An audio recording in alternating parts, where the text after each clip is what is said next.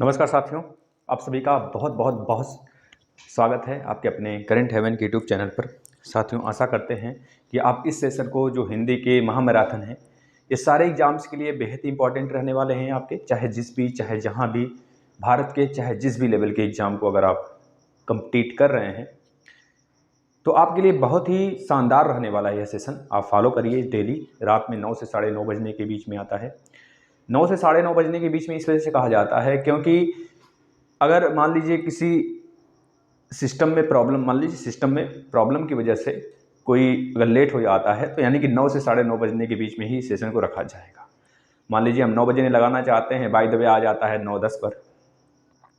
बहुत ज़्यादा network problems की वजह से ऐसे होते हैं, तो हम इस वजह से 9 से 9:30 बजने के बीच बोलते हैं। हमने बहुत सारे लेक्चर, मतलब कि तीसरा नहीं 3 लेक्चर देख लिया, ये चौथा लेक्चर है आपका।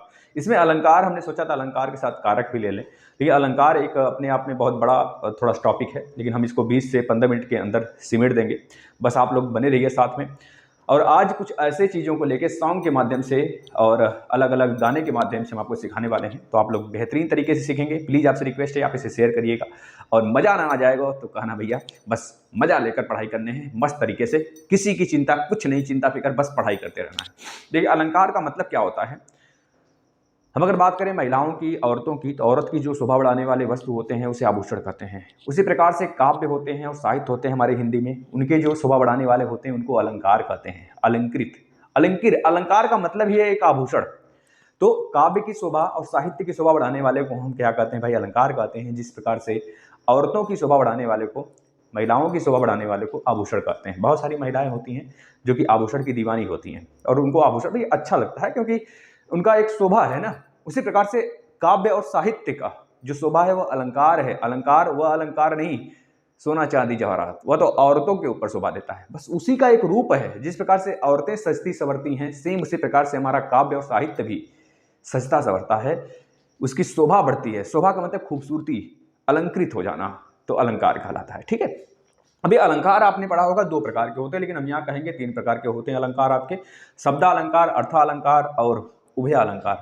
यहाँ पे उभयालंकार हम लोग नहीं पढ़ते हैं, ना ही पूछा जाता है, तो मात्र 2 अलंकार याद रखेंगे, शब्दालंकार और अर्थालंकार मेरे प्यारे मित्रों।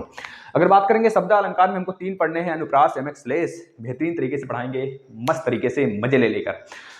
अर्थालंकार के बहुत सारे होते हैं, लेकिन इसमें भी हमको 5 पढ़ने हैं जहां से मैक्सिमम प्रश्न आते हैं। हम आपको पहले गाने के माध्यम से, फिर उसके बाद आपके टॉपिक्स पे आकर इस तरह से पढ़ाएंगे। मात्र 15 से 20 मिनट हमारे साथ रहिए और सारे क्लासेस आप देखिए, नहीं देखे हैं तो डेली वाला उसे फॉलो कर लीजिए बेहतरीन तरीके से। हम आपको बिल्कुल एक तरह से आशा दिला देते हैं, आशा नहीं, बिल्कुल 100% तय है कि यहाँ से एग्जाम में प्रश्न आएंगे, इससे बाहर नहीं आएंगे। अगर आप कभी नहीं जानते अलंकार को तो मात्र 1 मिनट खोलकर रिवीजन कर लीजिए फटाफट। अब शब्दालंकार की तरफ आते हैं। सबसे पहले शब्दालंकार होता क्या है? जहां पर हम शब्दों के आधार पर हम अलंकार को जानने की कोशिश करते हैं उसे क्या कहते हैं भाई? शब्दालंकार कहते हैं। यह 3 प्रकार का होता है, अनुप्रास, यमक, श्लेष। याद रखेंगे। अनुप्रास, अनुप्रास क्या होता है? अनुप्रास अलंकार क्या होते हैं सभी को पता होगा, रिपीटेटिव होते हैं एक वर्ड के, लेकिन हम आपको एक गाने के माध्यम से बताएंगे। दिलेर मेहंदी, दिलेर मेहंदी को सभी लोग जानते होंगे, उनका एक गाना है तारा रा रा रा, तारा रा रा रा, बहुत मस्त गाना है ना। तो तारा रा रा रा, जब भी अनुप्रास आएगा, अनुप्रास के आते ही आप तारा रा रा रा, तारा रा रा रा गाना अपने मन में गुनगुनाने लगेंगे। तारा रा रा रा, तारा रा रा रा का मतलब रा रा रा रा रा, रा रा रा रा रा, मतलब रा का रिपीट हो रही है, आवृत्ति हो रहा है आरा का। र जो है उसकी आवृत्ति हो रही है। एक कितनी बार हो रही है भाई? एक से अधिक बार हो रही है। तारा रा रा रा रा रा रा, तारा रा रा रा। तो इस तरह से ये आवृत्ति हो रही है। जब एक वर्ड की आवृत्ति होती है, शब्द की नहीं, वर्ड की, जब एक वर्ड की आवृत्ति होती है किसी भी सेंटेंस में, वहां पर हमको अनुप्रास अलंकार देखने को मिलता है। याद रखेंगे, जिस काव्य में किसी एक वर्ड की आवृत्ति बार बार होती है, एक से अधिक बार होती है यह चीज, तो उसे हम क्या कहते हैं? अनुप्रास अलंकार कहते हैं। जैसे कि आपके एग्जाम के परस्पेक्ट से अगर देखें, कौन सा एग्जाम्पल दे दिया जाए, तो चारू चंद्र की चंचल किरणें खेल रही थी जल थल में। चारू चंद्र की चंचल किरणें, च च च, आया ना भैया? तो यहाँ पे क्या हुआ? अनुप्रास अलंकार। अब अनुप्रास अलंकार बहुत ही सताता है, पता है, बहुत ही ज्यादा ही शरारती है ससुरा। यह अनुप्रास अलंकार 5 प्रकार का होता है। देखना कौन कौन से, पहले नाम ही याद कर लो। कभी कल कैसे पूछ लेगा, बताओ इनमें से कौन सा अनुप्रास अलंकार का प्रकार नहीं है, है ना? तो आपको 5 याद करना पड़ेगा। छेकानुप्रास, याद करना, छेकानुप्रास, कृत्यानुप्रास, छेकानुप्रास, कृत्यानुप्रास, श्रुत्यानुप्रास, लाटानुप्रास, अंत्यानुप्रास। फिर से सुनिएगा, छेकानुप्रास 1, कृत्यानुप्रास 2, श्रुत्यानुप्रास 3, इसके बाद लाटानुप्रास, इसके बाद अंत्यानुप्रास, हुआ 5। अब आते हैं छेकानुप्रास क्या होता है, थोड़ा बहुत ही ज़्यादा, बहुत बेहतरीन तरीके से समझिएगा। छेकानुप्रास तुमने अभी आप लोगों ने गाना सुना होगा एक, है ना, तुमने मिलाया, एक गाना सुने होंगे ना, कौन सी गाना है, मतलब ऐसी बातें होती हैं इसमें, जैसे कि मान लीजिए कहत परदेसी की बात, कहत परदेसी की बात में यहाँ पर तुमने मिलना बातें करना बहुत अच्छा लगता है। एक परदेसी गाना है, परदेसी मूवी है, तुमसे मिलना, यह है, तुमने मिलना नहीं, देखिए गाना वगैरह थोड़े कम आते हैं, तुमसे मिलना बातें करना बड़ा अच्छा लगता है, तुमसे मिलना बातें करना बड़ा अच्छा लगता है, सुकून मिलता है भाई, और कहें।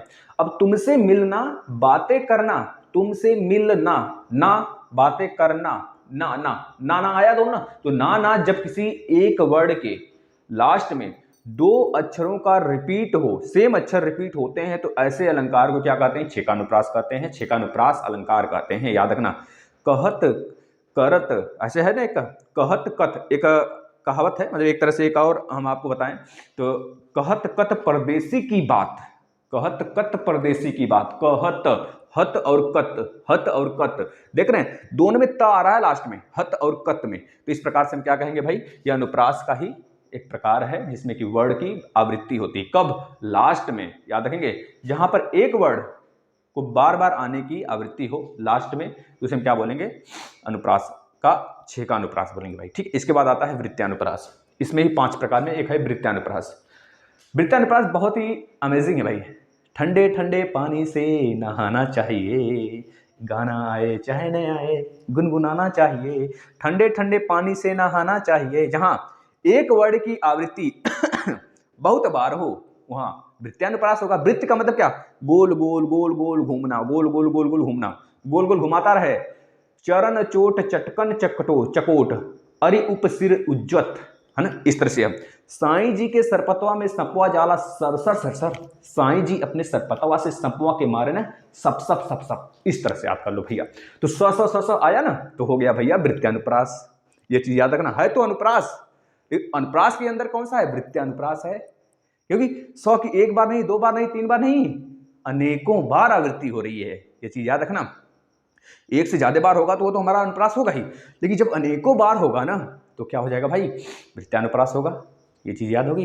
अब चलते हैं श्रुत्यानुप्रास। श्रुत्या, स्र, स्र जो संयुक्त अक्षर है, 5वां संयुक्त अक्षर स्र, श्रुत्यानुप्रास। सत्यानुप्रास मतलब कि भैया तन मन धन सब है तेरा, तन मन धन है सब तेरा, तो तन मन धन सब है तेरा। देखिए त, इसमें कोई एक वर्ग का, जैसे क वर्ग में क ख ग घ अंग, च वर्ग में च छ ज ञ, ट वर्ग में ट ठ ड न, प वर्ग में प प प म, इस तरह से कोई एक ही वर्ग का, 5 वर्ग में से कोई एक ही वर्ग का अक्षर रिपीट होता है, तो वहां पर होता है भैया क्या, श्रुत्यानुप्रास।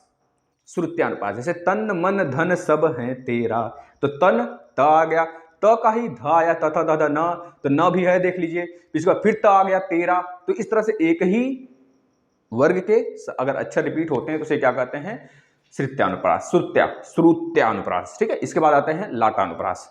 लाटानुप्रास में बहुत बेहतरीन चीज है, ध्यान सुनिएगा। जहां एक ही अर्थ वाले शब्द, ध्यान सुनिएगा, यहां पर बच्चे कंफ्यूज होते हैं लाटानुप्रास में।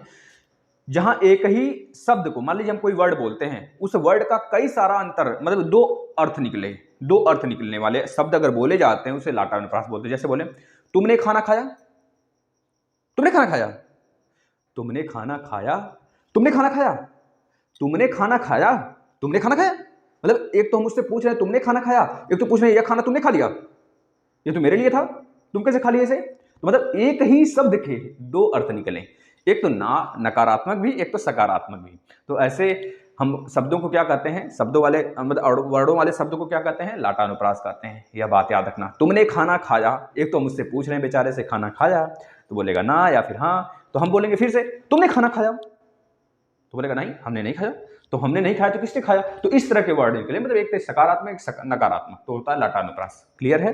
अब आते हैं लास्ट अंत्यानुप्रास बेहतरीन तरीके से सीखिएगा। अंत्यानुप्रास भैया, हमारे प्रभु श्री राम, हमारे प्रभु हनुमान जी की यहाँ पे जिक्र हुआ है। पवन तनय संकट हरन मंगल मूरत रूप, राम लखन सीता सहित हृदय बसहु सुरभूप। तो देखना, जो पहले लाइन में रूप आ रहा है और दूसरे लाइन में भूप आ रहा है, रूप और भूप दोनों समान उच्चारण जैसे लगते हैं। तो ऐसे लाइनों को, ऐसे शब्द से बनने वाले वर्डों को हम क्या कहेंगे भाई? मतलब ऐसे वर्ड जिसमें आ जाएं उसे हम क्या कहेंगे? अंत्यानुप्रास कहेंगे। समझे कि नहीं? जहां काव्य के शब्दों के अंत में समान स्वर या व्यंजन दोनों में से कोई एक आ जाए, वो क्या होगा भैया? वहां पर अंत्यानुप्रास देखने को मिलेगा। फिर से एक बार सुन लो भाई, क्योंकि बार बार मन करता है गाने का। इनका गाना खाए हमारे हनुमान प्रभु जी। पवन तनय संकट हरन मंगल मूरत रूप, राम लखन सीता सहित हृदय बसहु सुरभूप। ठीक है भाई, आ जाते हैं अब यमक अलंकार पे। यमक और श्लेष। यमक का मतलब क्या होता है? कोई बता सकता है यमक का मतलब? कोई बता दे यमक का मतलब। यमक का मतलब होता है युग्म। युग्म यानी कि उगल। युगल, युगल भैया सिंधु घाटी सभ्यता याद है ना? युगल समाधियां कहाँ मिली थी? लोथल में, गुजरात के। तो वही युगल। युगल मतलब दो जोड़े, हमारे जोड़े नहीं भाई, वैसे जोड़े, वह जोड़े, समझ गए ना? जोड़े, दो जोड़े।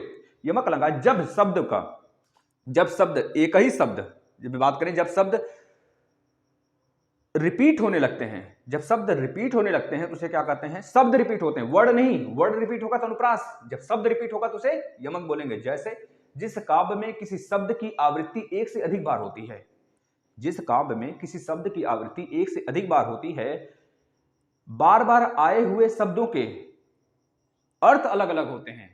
अभी आप श्लेष पढ़ेंगे तो कंफ्यूज होंगे, वहां पे एक ही शब्द का कई सारे आंसर होंगे, कई सारे अर्थ होंगे, लेकिन यहां पर अलग अलग शब्द आए हैं, अलग अलग शब्द होंगे यहां पर, लेकिन शब्द मतलब एक ही शब्द का अगर बार बार यूज कर ले तो चला जाता है किसमें भाई?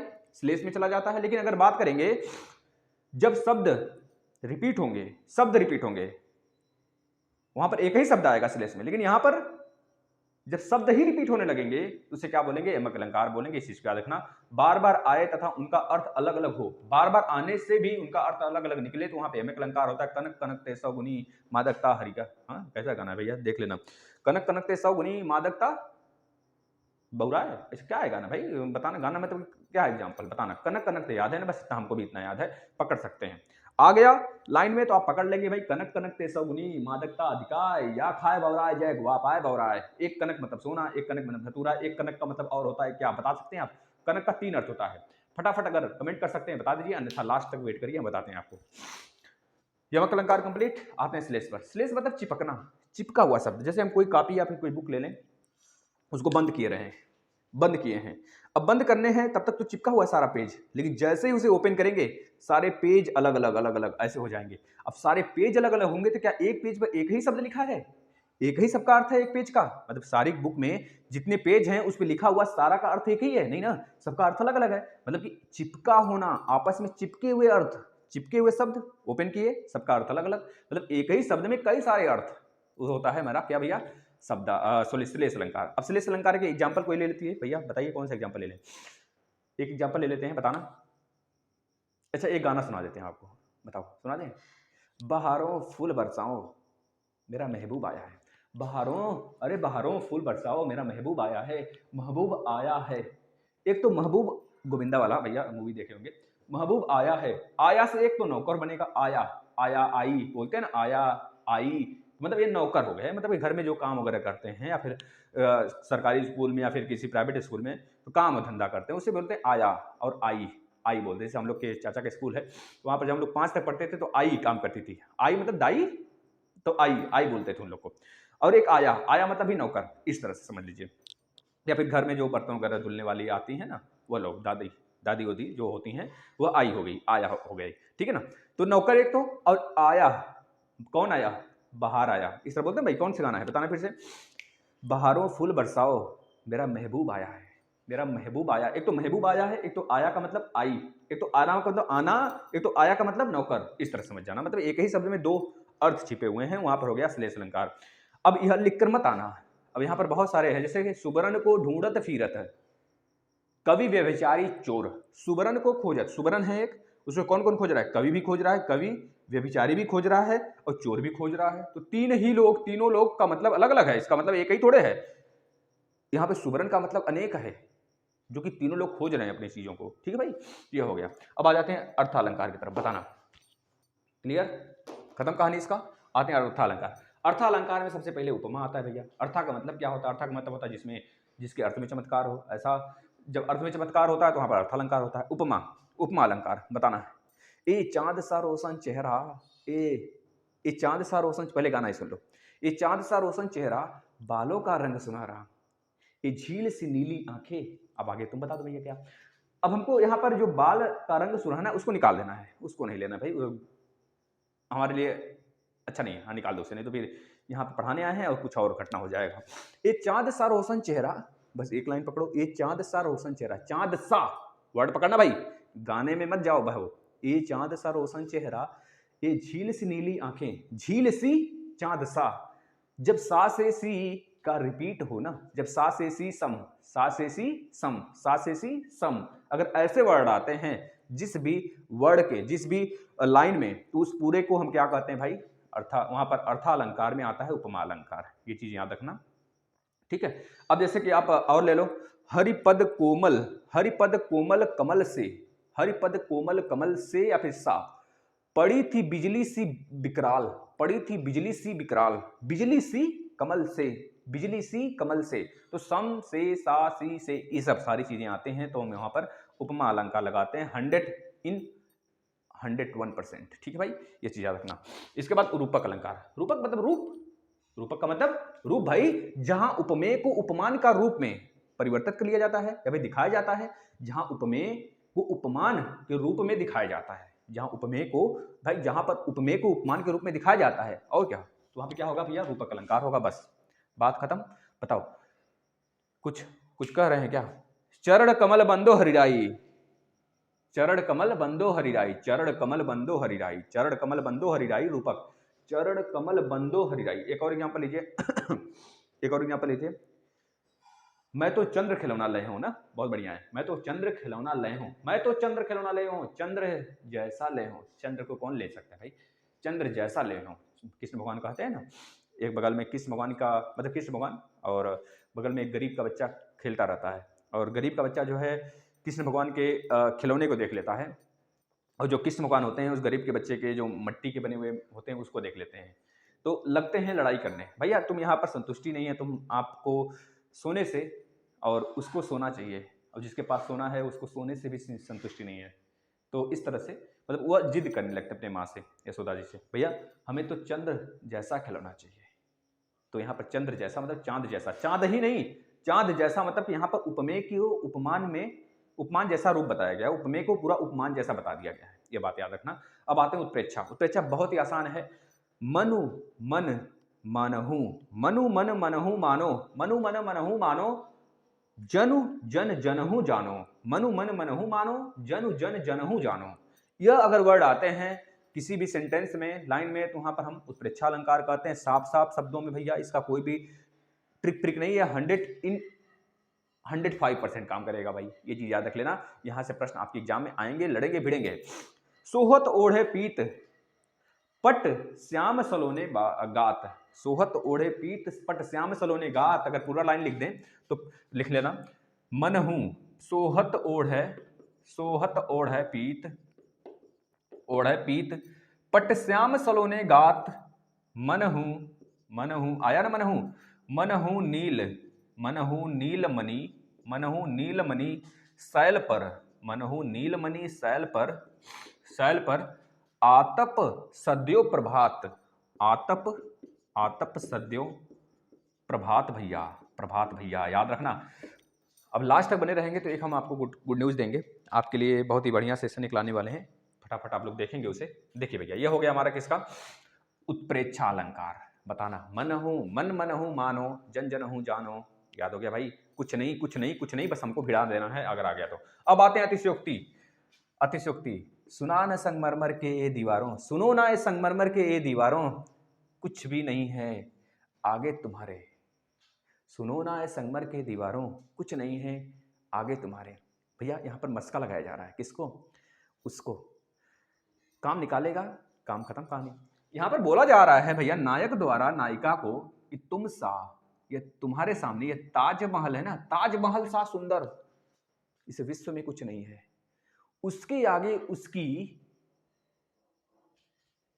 फीकी पड़ जा रही है, उसकी आगे उसकी क्या, आप समझ गए ना, उसकी फीके पड़ जा रही। सुनैना, सुनो ना, सुनो ना, सुनो ना, संगमरमर, संगमरमर की दीवारें कुछ भी नहीं है आगे तुम्हारे। नायक नायिका से बोल रहा है कि सुनो भैया, हे संगमरमर की दीवारें, जहां पर बैठे थे वहां पर संगमरमर की दीवारें थी, ताजमहल था। बोला जा रहा है हे ताजमहल सुन लो भैया, हमारी मनोरमा के सामने ना तुम्हारा मनमोहक कुछ नहीं है, ये केवल मनोरमा को, समझ रहे हैं ना, घी मक्खन लगाया जा रहा है। काम होगा, काम निकलेगा, कहानी खत्म हो जाएगा। फिर इस तरह से भैया ऐसे पचड़े में ना पढ़ो, अपना काम कर लो। अगर पढ़े हो तो ठीक है, बल्ले बल्ले है, पढ़ो भी तो जिंदगी के लिए पढ़ जाओ, वरना कहानी खत्म कर दो। सुनो ना, संगमरमर की दीवारें ताजमहल से भैया फीका बताया जा रहा है उसको, ये चीज़ याद रखना। इसमें आपको और बता दें, जैसे हनुमान की पूंछ में लगन न पाई आग, लंका सगरी जर गई, निशाचर गए निशाचर भाग। हनुमान के पूंछ में आग लगाया जा रहा है और बोला जा रहा है कि भाई ऐसा हो सकता है क्या संभव, हनुमान जी के पूंछवे में आग नहीं पकड़ा लेकिन पूरी लंका जल गई सोने की। बताओ, ये एक अतिशयोक्ति तो है जिसे बढ़ा चढ़ा के कहना इस तरह के।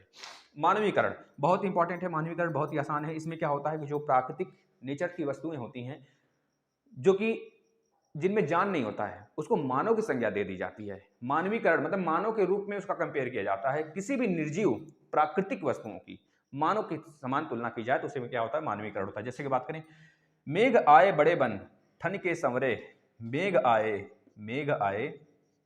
बड़े बन ठन के, बड़े बन ठन के, बन ठन के संवर के, संवर के, बन ठन के संवर के। भाई याद हो गया? देखना, मेघ आए बड़े बन ठन के संवर के, मतलब मेघ को बताया जा रहा है मानवीकरण जैसा अलंकार, मानवीकरण जैसा बताया जा रहा है, मानव जैसा बन ठन कर, आदमी जैसे बन ठन कर अलंकृत होकर आ रहा है मेघ, जैसे लग रहा है। ठीक है ना भाई, इस तरह से याद हो गया। अब आपको बताना, अब इसमें कुछ भी आपको दिक्कत परेशानी नहीं आनी चाहिए। अगर आपको बेहतरीन तरीके से सारी चीज़ें अच्छी लग रही हैं तो आप इसको रिवीजन करिए। सारे क्लास हिंदी के फिर से रिवाइड करेंगे। अगर आपको इस पर क्वेश्चन लगाना है तो आ जाइए प्लेलिस्ट में, सारे क्वेश्चन हैं हर एक टॉपिक पर। अलंकार पे कम से कम 200 300 प्रश्न हैं, कर डालिए उसे। टेलीग्राम भी ज्वाइन कर लीजिए जिससे कि आपको सारा अपडेट मिलता रहे समय समय पर। यह सारे एग्जाम्स के लिए महत्वपूर्ण है, चाहे आप आने वाले यूपीपीएससी में बैठे हैं, लेखपाल में बैठे हैं, एनटीपीसी, मतलब एनटीपीसी बोल भाई, मतलब कि यूपी टेट हो, चाहे आपका बीपीएससी हो, कोई सा भी एग्जाम हो, बेहतरीन तरीके से आप यहाँ से सीख सकते हैं। ठीक है ना। कल सुबह 3 बजे माध्य माध्यिका बहुलक का क्लास आएगा जिससे कि बच्चों ने बोला है, और दोपहर में एक मैथ का क्लास आता है जो वैसे आएगा, जो कि डीएलएड वाले बच्चों के लिए है। धन्यवाद।